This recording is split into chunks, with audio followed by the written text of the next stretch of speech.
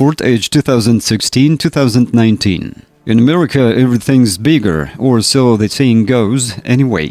Which is why when Ford needed a large SUV to compete in the growing European market for such things, it turned to one already on sale in the US, the Edge. That said, relatively few versions were made available here in the UK. You can choose between two versions of the same 2-liter diesel engine, one with 178 bhp, the other with 207 bhp. There's also a choice of 4 trim levels: entry-level Zetec, luxurious titanium, aggressive-looking Sport, which was later renamed ST Line, and opulent Vignail. Size is a factor that dominates the Edge, in fact. Out on the road, it continually reminds you of its girth and its weight. You first notice this in the turning circle, which is appalling and often leaves you having to have a second go at parking.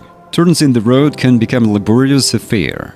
As you might expect, it feels rather ponderous if you try to hustle it along a twisty road too. Responsive steering and a game attempt at body control help matters, but the Edge isn't keen to change direction quickly and leans over if you push it too hard. What's more, powerful though those diesel engines are, neither version holds the car along all that well. The ride too can be rather lumpy in models fitted with the large 20-inch wheels. Smaller wheeled cars are far better, though smoothing out most bumps and providing custodian comfort on the motorway. Comfort is something that Edge does well, in fact. It's quiet when you're on the move, and the seats are broad and well padded, while both front and rear seat passengers get a huge amount of space to stretch out in.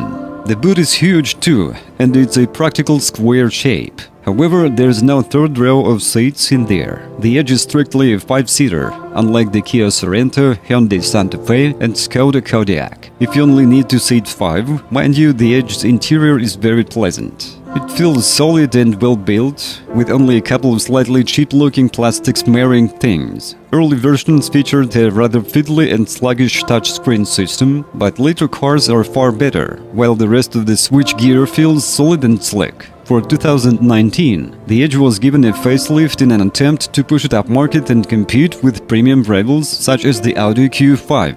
This slimmed the range down to leave only the higher-end trims and brought subtly refreshed styling, as well as a new, more powerful diesel engine. There's also a lower powered option, but those looking to swerve diesel, although in favor of petrol or hybrid power, will need to look elsewhere, because these options aren't available on the Edge at present. Regardless of which power output you select, you get an 8-speed automatic gearbox as standard. In the entry-level 148 bhp titanium model, this drives the front wheels, while the 235 bhp ST Line and Vignail get 4-wheel drive.